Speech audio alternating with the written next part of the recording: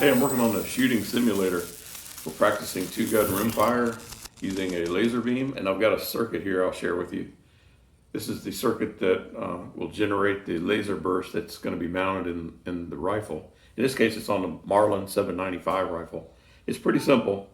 There's a small relay here. This is the laser module right there. It runs on a 9-volt battery here. And this is the small trigger that will, or the small switch that will mount where the trigger is. And what this is here is a capacitor bank I've kind of built. I use it every now and then when I want to test some variable capacitors.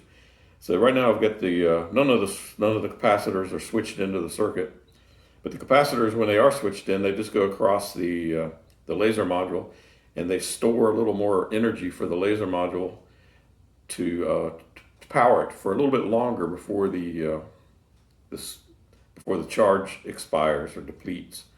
And so right now I've got it, no capacitors are in, so it's just running on whatever the pulse width is just how fast this relay is able to switch off of the contact. So you can see it's pretty fast.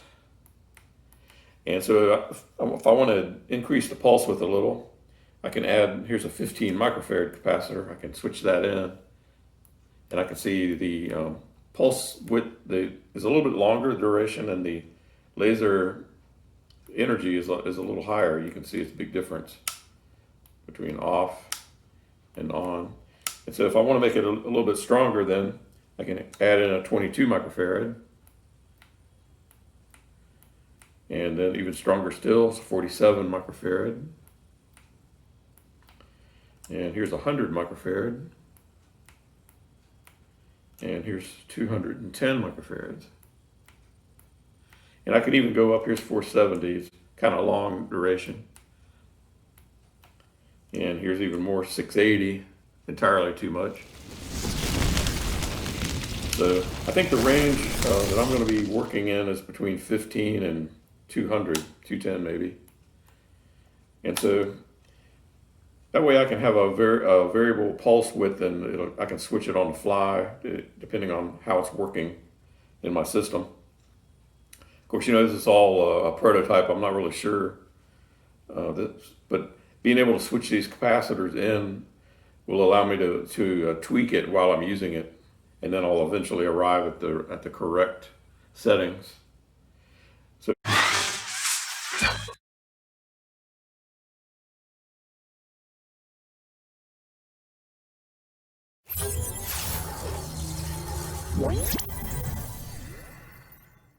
here's the enclosure that I'm going to put all this into. It's a 3D printed two pieces here. There's a third piece that goes on the bottom.